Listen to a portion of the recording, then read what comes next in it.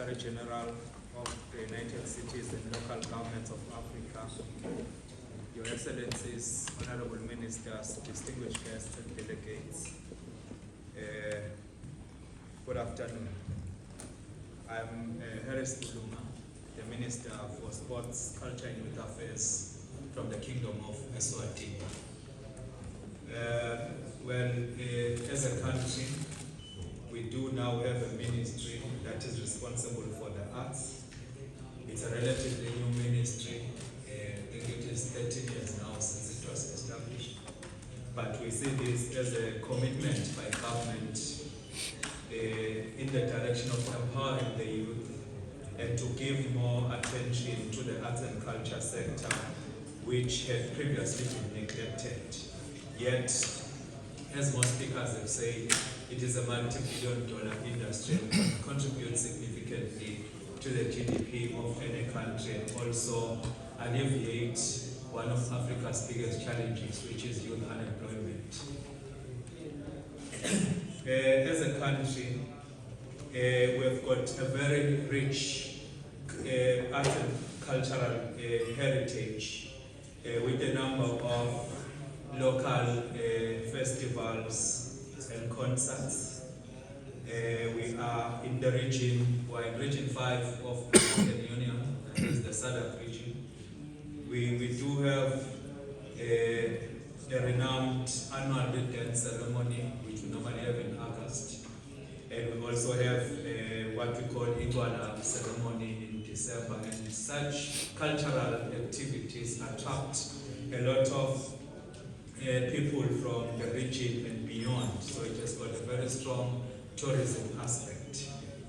We also have annually a music festival that involves a lot of international artists, which is known as the Bushfire, and we are having it this coming weekend, so I can't wait to get home and enjoy that festival. So I'm also extending an invitation to those in this room who can make it to go there and sample what the bushfire is all about.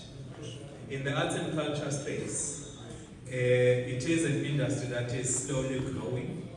We have put in place a 5-year strategy, which is part of government's COVID-19 pandemic economic recovery strategy. And arts and culture has been placed as one of the 5 pillars that we believe can really revive the economy of the country. That is the impact that arts and culture can have in a country. And we have also integrated our culture into the education curriculum so that everyone doesn't lose what our country is all about. And at the same time, it can even give an opportunity to our young people to develop and improve themselves in the arts and culture space so that maybe one day they can become a professional in the industry. We have also packaged our culture into the tourism marketing strategies of the country to ensure that the sector enjoys maximum exposure internationally and all over the world. Well, what we as a country are proposing in conclusion to you ministers is that let us support one another in terms of the expertise and resources that are necessary in putting together, in particular, the legislation and policies that will regulate the arts and culture industry. There are countries that are behind, like our country, Eswatini. Then there are countries that are already ahead. And I think those who are already ahead can assist in developing these frameworks and policies so that it becomes maybe a standard for the whole continent when it comes to the policy development and legislative frameworks.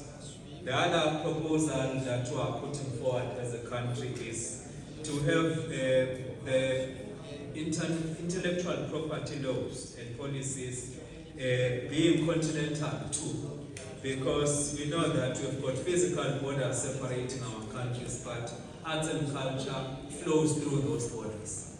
And it would make it easy for our artists to benefit from the royalties, because Eswatini music might be played in neighboring countries and so on and so on.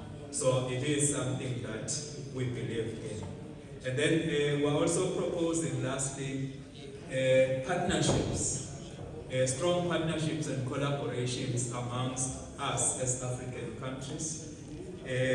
We can sign MOUs and other types of agreements in order to be able to share skills and knowledge, have working sessions where we help each other to develop our arts and culture sector, and we can also have cultural exchange programs. So that is our submission as the Kingdom of Eswatini. Thank you.